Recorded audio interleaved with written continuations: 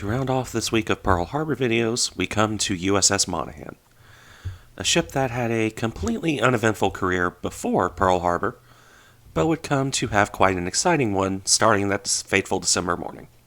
One of two well-known destroyers that day to sink a Japanese mini-sub, and, if anything, the less famous of the two after the truth of Ward's actions became well recognized. While a good chunk of this video will focus on that day and Monaghan's actions therein, I will also cover her service after Pearl Harbor. A service that ended less than ideally, let's say. To begin, as usual, USS Monaghan began life as the last of the Farragut-class destroyers to be completed. Laid down in November 1933, launched in January 1935, and completed in April of the same year. While the specific details of her class, the first American destroyers completed after the four stackers of World War I, is outside the scope of this video, well, if you've been watching my videos, you know how this goes. Basic details. As a Farragut class, Monaghan was built with 5 of the new 5-inch 38 caliber single mounts. These guns were very new at the time, and would quickly establish themselves as the new 5-inch of choice through the 1930s and most of World War II.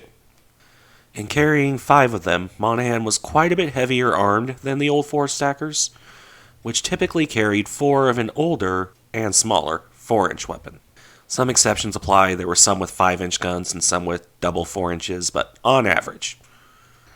Further firepower came in the form of 8 21-inch torpedo tubes and 2 quad mounts on the center line, rounding it off with a smattering of machine guns in fine American tradition. At different points in her career, Monaghan would have had various kinds and amounts of depth charges fitted as well, in addition to the machine guns being replaced or augmented by 20mm and 40mm cannon. She also lost one of her 5-inch guns to add yet more anti-aircraft guns. For her service history, though, like I said, Monaghan didn't have a very exciting one prior to Pearl Harbor. She entered service with her sister ships in the Atlantic, serving there for most of her early career. A career that, in common with many ships built in the 1930s, didn't see much in the way of interesting events. Most of the destroyers built in this period would follow similar trajectories, really. Training duties and the ever-present fleet problems. Those, for the unaware members of the audience, were basically big fleet-wide training drills. There's more detail, but again, not the video for it. It was the aftermath of one fleet problem, and the ultimate cancellation of another, that saw Monaghan assigned to Pearl Harbor in 1941, including being present on December 7th. It is here that her story diverges from that of her sisters. As the ready-duty destroyer on that December morning, Monaghan was more ready than most ships to set out at a moment's notice. As such, when Ward's report of the sinking of a submarine worked down the chain, Monaghan was ordered out to reinforce the older destroyer. Before she could fully get underway, however, the first wave of the air attack arrived. Monaghan fired at the attackers, while, albeit slowly, to avoid hitting friendly ships, steaming toward the harbor exit. She was still heading to join Ward, at this point, only to be diverted as word arrived of another submarine inside the harbor this time. First spotted by a harbor tug, who tried and failed to ram the sub, this mini-submarine's periscope and conning tower would be spotted darting around the seaplane tender USS Curtis. In fact, it was a signal from Curtis that alerted Monaghan to the submarine. Whereupon the destroyer, and a couple other ships including the repair ship Medusa, fired on the sub. At first, the mini-sub lived a somewhat charmed life, not taking any hits as she set up a firing position. The first of 2 torpedoes was fired at Curtis, only to miss and blow up ashore. The sudden loss of weight sent the mini-sub high enough out of the water that a 5-inch shell, probably from Curtis, hit the conning tower and did unpleasant things to one of the 2-man crew. Machine gun fire slashed across the submarine as well, though this would have done little, if any, damage. At this point, Monaghan's commanding officer, one William Burford, apparently got annoyed at the lack of impact from his shells and ordered his destroyer to quite literally dam the torpedoes, go to flank speed, and ram the submarine. This act of bravery almost ended terribly, though, as the mini-sub fired its remaining torpedo at the charging destroyer. Luckily for Monaghan, this missed, though it came within 50 yards of hitting the destroyer. While perhaps not realizing how close they came to just getting blown up, Monaghan's helmsman kept right on forward, hitting the mini-sub with a glancing blow. To ensure the kill, Monaghan would proceed to drop 2 depth charges to finish the job. Of course, this is Pearl Harbor. The harbor shallow enough that battleships remained above water when sunk, and that the Japanese had to develop special ways to drop torpedoes into.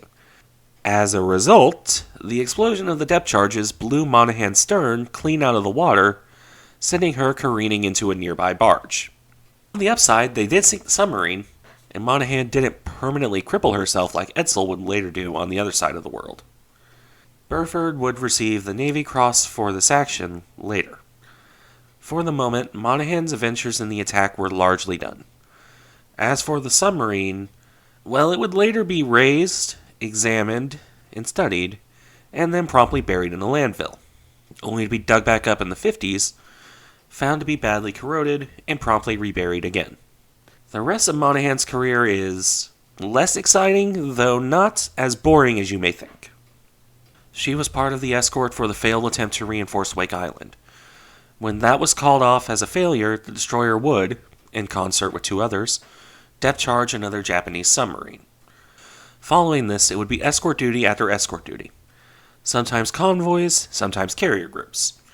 In the latter role, she would be present during the Greater Battle of the Coral Sea, though Monaghan was ordered to break off from the fleet to transmit messages without potentially giving away the position.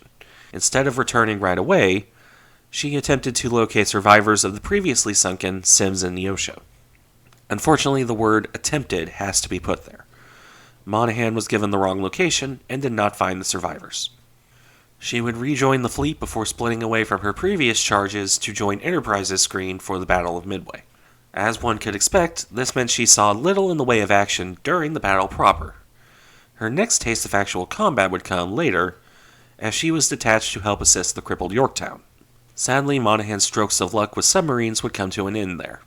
While guarding the salvage efforts, the destroyer and her fellow guard ships failed to notice the Japanese submarine I-168, only realizing the enemy was there when they saw torpedo wicks, followed by hits on Yorktown and the destroyer Hammond. The latter sank basically instantly, while the former would linger on for nearly another full day before sinking. While Monaghan and the other surviving destroyers would heavily damage the I-168, they failed to sink her. Monaghan would search for other survivors of the battle before returning to Pearl Harbor.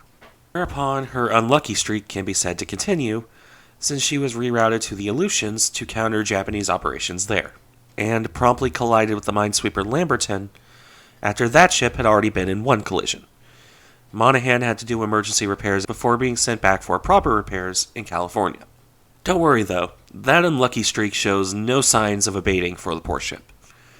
During December of 1942, she was tying up alongside a destroyer tender in New Caledonia when she managed to hit something underwater, which bent both of her propellers out of shape.